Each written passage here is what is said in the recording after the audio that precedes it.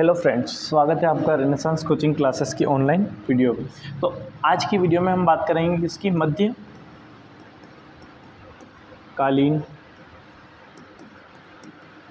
भारतीय इतिहास के बारे में। ठीक है, मध्यकालीन भारतीय इतिहास के ओवरव्यू ऊपर अपन देखते हैं इसमें क्या चीज़ होती है। ठीक है, तो 8वीं शताब्दी से लेके 18वीं शताब्दी तक अपन देखते हैं इसको। ठीक है, ये हो गया मध्यकालीन भारतीय इतिहास ओवरऑल पूरा। ठीक है, 8वीं से लेके 18वीं शताब्दी तक। इसके अगर डिवाइडेशन करें तो यहाँ पर आता है पूर्व मध्य काल। ठीक है, ये जो मध्यकालीन भारतीय इतिहास है इससे थोड़ा सा प्री वाला काल पूर्व मध्यकाल कहलाता है। ठीक है, ये अपने 8वीं से लगा के 12वीं शताब्दी तक। ठीक है, ये हो गया अपना पूर्व मध्यकाल। एक होता है उत्तर मध्यकाल। क्या होता है? उत्तर मध्यकाल 12वीं तक यहाँ हो गया, तो यहाँ पर 13वीं से लगा के 18वीं शताब्दी तक। ठीक है, इतनी बात आपको याद रखनी है। मध्यकालीन भारतीय इतिहास की बात कर रहे हैं, पूर्व मध्यकाल और उत्तर मध्यकाल। अब अपन देखते हैं जो उत्तर मध्यकाल है। उत्तर मध्यकाल जो है इसको पुनः दो पार्ट में डिवाइडेशन हो जाता है इसका। ठीक है, एक होता है सल्तनत काल। कौन सा काल? सल्तनत काल। ठीक है, और एक और पार्ट इसका हो जाता है कौन सा? मुगल काल। मुगल काल। अब अपन टाइम पीरियड की बात करें तो सल्तनत काल यहाँ पे 13वीं से 18वीं तक क्या है, टोटल उत्तर मध्यकाल है। उत्तर मध्यकाल के दो पार्ट कर दिए, तो यहाँ पे सल्तनत काल यहाँ पे हो जाएगा 1206 से 1526 ईस्वी या एडी। सल्तनत काल में अपन देखते हैं एक आता है मामलुक या गुलाम वंश। कौन सा वंश? मामलुक या गुलाम वंश इसको बोलते हैं, जो 1206 से लगा के 1206 से लगा के 1290 ईस्वी तक माना जाता है। ठीक है, ये हो गया अपना मामलुक वंश। उसके बाद में आता है खिलजी वंश। कौन सा वंश आता है? खिलजी वंश। खिलजी वंश की बात करें तो 1290 से लगा के 1320 ईस्वी तक ये आता है। उसके बाद में तुगलक वंश। कौन सा वंश? तुगलक वंश। यहाँ पे अपन बात करें 1320 ईस्वी से 1414 ईस्वी तक हम इसे पढ़ते हैं। उसके बाद अपन देखें सैयद वंश। कौन सा वंश आता है? सैयद वंश। सैयद वंश की बात करें तो 1414 ईस्वी से लगा के 1451 ईस्वी तक ये आता है। उसके बाद में आता है एक और लोधी वंश। कौन सा वंश? लोधी वंश। ये 1451 से लगा के 1526 ईस्वी। ठीक है, तो ओवरऑल आपको इतनी बातें याद रखनी है। ठीक है, ये हो गई हमारे सल्तनत काल। इसको याद करने का एक तरीका है जो मैंने बनाया है, मग होता है अपने मग म से मामलुक, ग से गुलाम। ये सेम है, मामलुक वंश कह दो या फिर गुलाम वंश बोल दो। ठीक है, मग के उसके बाद में खत लिखते हैं अपन। क्या लिखते हैं? खत। ख से खिलजी वंश, त से तुगलक वंश। ठीक है, इन दोनों को क्या कर देते हैं अपन? सेल कर देते हैं, बेच देते हैं। ठीक है, से आ जाएगा सैयद और ल से लोधी वंश हो जाएगा। ठीक है, तो ये ट्रिक आपको याद रखनी है। ठीक है, उसके बाद में अपन देखते हैं मुगल काल। मुगल काल चलता है यहाँ पर 1526 से लगा के 1707 ईस्वी। ठीक है, ईस्वी बोल दो या फिर एडी बोल दो। ठीक है, ये जो एडी लिखते हैं अपन, ये ईसा मसीह के जन्म के बाद बोलते हैं अपन। ठीक है, और एक होता है ईसा पूर्व,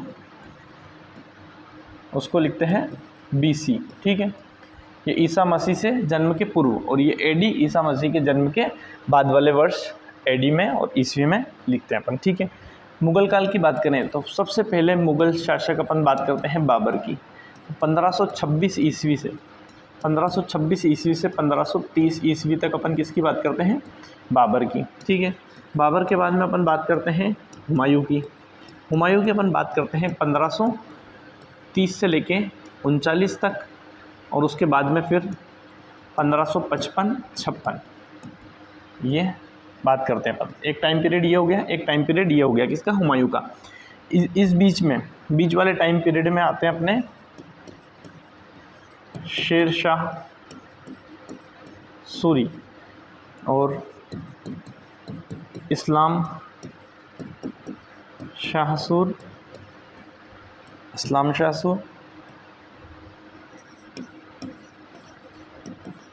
सिकंदर सूर, और आते हैं यहाँ पर हैमू। ये चारों क्या है, ये चारों हैं अपने अफ़गान शासक। क्या है ये, अफ़गान शासक। क्या है ये चारों, अफ़गान शासक। इनके टाइम पीरियड की बात करें तो 1539 से लगा के 1555 तक। ठीक है, ये बीच का टाइम पीरियड खाली दिख रहा है आपको यहाँ पर। इस टाइम पीरियड में ये चारों अफ़गान शासक की बात यहाँ पर करते हैं अपन। ठीक है, उसके बाद में अपन देखते हैं हुमायूं के बाद में 3rd नंबर पे आते हैं अपने अकबर।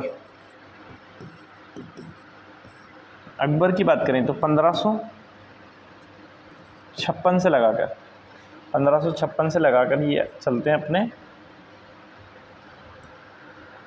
1605 ईस्वी तक। ठीक है, उसके बाद में जहांगीर की बात करें तो ये आते हैं अपने 1606 से लगा के 1627। कहाँ तक आएंगे ये, 1627-28 की बात करें। ठीक, उसके बाद में आते हैं शाहजहाँ की बात करें तो 1628 से 1657। ठीक है, उसके बाद में शाहजहाँ के बाद में औरंगज़ेब आलमगीर की बात करें तो 1657 से 1707।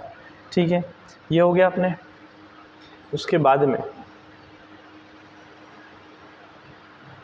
ये पूरा आपको टाइम पीरियड याद रखना है। ठीक है, ये देख लें आप एक बार। मध्यकालीन भारतीय इतिहास 8वीं से 12वीं शताब्दी, पूर्व मध्यकाल 8वीं से 12वीं, उत्तर मध्यकाल 13वीं से 18वीं।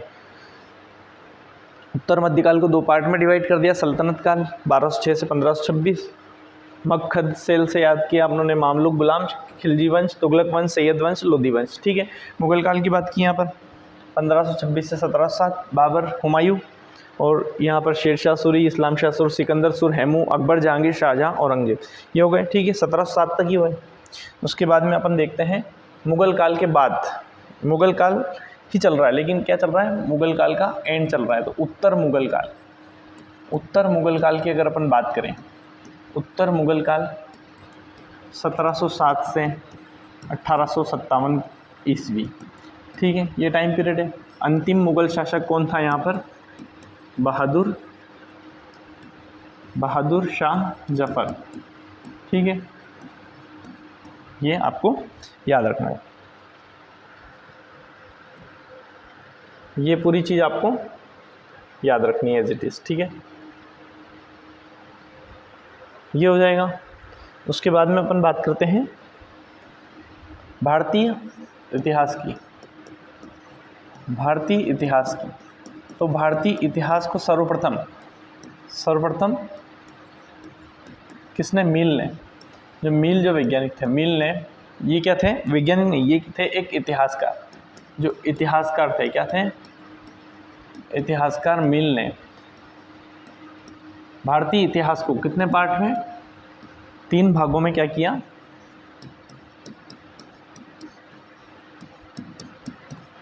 विभाजित किया। 3 भागों में विभाजित किया। ठीक है, पूरा भारत का इतिहास पढ़ना एक साथ थोड़ा सा क्या है, थोड़ा सा मुश्किल हो जाता है, तो इन्होंने 3 पार्ट में डिवाइड कर दिया। यहाँ से यहाँ तक अपन देखेंगे प्राचीन भारत का इतिहास। ठीक है, ये हो गया 2600 BC। इसका मतलब है ईसा मसीह के जन्म से 2600 वर्ष पूर्व। BC का मतलब क्या होता है? ईसा मसीह के जन्म से पूर्व, ठीक है। तो BC आपको याद रखना है। उसके बाद में प्राचीन काल के बाद में यहाँ आ जाता है अपने मध्यकालीन भारतीय इतिहास, ठीक है। ये मध्यकालीन भारतीय इतिहास हो गया। ये 712 AD से लेके 1192 AD की बात करते हैं। उसके बाद में यहाँ पे आता है अपने 1707 1857। इसके बाद वाला क्या हो जाएगा अपने, या ये वाला टाइम पीरियड क्या हो जाएगा? आधुनिक भारतीय इतिहास हो जाएगा, ठीक है। तो ये इतिहासकार जो मील है, इन्होंने भारतीय इतिहास के 3 पार्ट बताए, प्राचीन भारत, मध्यकालीन भारत और आधुनिक भारत, और टाइम पीरियड की भी बात इन्होंने की। तो ये अपनों को ओवरऑल याद रखना है। अब अपन देखते हैं कालानुक्रम। इतिहास का क्या देखते हैं? कालानुक्रम। विशेष तौर पर अपन डेट की बात कर रहे हैं, यहाँ पर कालानुक्रम की बात करें तो सबसे पहले नंबर आता है किसका? सिंधु घाटी सभ्यता का। इसका नंबर आता है सिंधु घाटी सभ्यता, जो क्या है? एक बहुत प्राचीन क्या है? सिविलाइजेशन है। सिंधु घाटी सभ्यता की बात करें तो 2600 BC, यानी कि ईसा मसीह से के जन्म से 2600 वर्ष पूर्व से लेके 1900 BC के टाइम पीरियड तक ये चली। मतलब ये 2600 से चली, ठीक है। ये इस टाइप से चलती है, 2600 फिर 2500 फिर आगे 2400 आएगा, ऐसे करके ये 1900 BC तक मानी जाएगी, ठीक है। ये रिवर्स लगती है अपनों को, इस टाइप से चलती है, ठीक है। और दूसरे नंबर पे अपन बात करते हैं यहाँ पर उत्तर हड़प्पा। किस चीज़ की बात कर रहे हैं? कालानुक्रम की। तो उत्तर हड़प्पा काल 1900 BC से 1500 BC तक माना जाता है, ठीक है। उसके बाद में आता है अपने ऋग्वैदिक काल। कौन सा काल? ऋग्वैदिक काल, जो 1500 BC से लेकर 1000 BC तक माना जाता है, ठीक है। ये बातें आपको याद रखनी है, ठीक है। उसके बाद में आता है यहाँ पर उत्तर वैदिक काल। कौन सा काल? उत्तर वैदिक काल। उत्तर वैदिक काल की बात करें तो 1000 BC से लगा के 600 BC तक चलता है, ठीक है। उसके बाद में आता है 5वें नंबर पे बात करते हैं अपन महाजनपद काल। कौन सा काल? महाजनपद काल। महाजनपद काल की बात करें 600 BC से लगा के 322 BC। उसके बाद में बात करते हैं अपन यहाँ पर मौर्य काल की। मौर्य काल की अपन बात करें 322 BC से लगा के 185 BC। ये सभी ईसा मसीह से जन्म के पूर्व वाले वर्ष हैं सब, ठीक है। उसके बाद में आता है ये मौर्य काल है जैसे, तो मौर्य काल के बाद वाला काल क्या होगा? उत्तर मौर्य काल। और मौर्य काल से पहले जैसे अगर अपन बात करें तो पूर्व मौर्य काल बोल देंगे। तो ये क्या है? उत्तर मौर्य काल। इसके बाद वाला क्या है? उत्तर मौर्य काल, या इसको बोल देते हैं मौर्योत्तर। उत्तर मौर्य से बढ़िया यहाँ पर बोल देते हैं अपन मौर्योत्तर। तो ये मौर्योत्तर काल हो गया, ठीक है। मौर्योत्तर काल की बात करें तो 185 BC से 319 AD, यहाँ पर क्या है? ये BC ईसा मसीह के जन्म से पूर्व 185 वर्ष, ठीक। और ईसा मसीह के जन्म के 319 वर्ष बाद ये यहाँ पर AD, ये ग्रेगोरियन कैलेंडर चालू हो जाता है यहाँ से, ठीक है। उसके बाद में अपन बात करते हैं उत्तर मौर्य काल के बाद में अपन बात करते हैं यहाँ पर गुप्त काल की। कौन से काल की? गुप्त काल। गुप्त काल के बाद में आता है अपने यहाँ पर हर्षवर्धन काल। गुप्त काल की बात करें तो यहाँ पर 319 से 500 50 AD की बात करते हैं, ये AD है दोनों, अब AD में ही चलेंगे, ठीक है। हर्षवर्धन काल की बात करें तो यहाँ पर 607 से 647 AD। उसके बाद में आता है यहाँ पर 10वें नंबर पे आपको याद रखना है राजपूत काल। कौन सा काल? राजपूत काल, या इसको बोलते हैं पूर्व मुगल काल। इसको पूर्व मुगल काल भी बोलते हैं, राजपूत काल, ठीक है। ये 750 AD से 1000 AD, ये आपको याद रखना है। राजपूत काल में क्या है, 750 AD से 1000 AD तक है। अब 11वें नंबर पे आता है यहाँ पर सल्तनत काल। सल्तनत काल की बात करें जो अपन पढ़ ही चुके हैं, सल्तनत काल अपन ने पढ़ा है 1206 से 1526 AD, या ईस्वी बोल सकते हैं इसको, ठीक है। उसके बाद में सल्तनत काल के बाद में अपन ने देखा मुगल काल। मुगल काल की बात की, मुगल काल यहाँ पर 1526 से स्टार्ट हो जाता है बाबर से, जो यहाँ पर 1707 तक चलता है, औरंगजेब तक, ठीक है। उसके बाद में अपन चाहे से लिखें तो ये लिख सकते हैं यहाँ पर उत्तर मुगल काल, उत्तर मुगल काल लिख सकते हैं, ठीक है। इसमें बहादुर शाह जफ़र की बात की थी अपनों ने, 1707 से 1857, ठीक।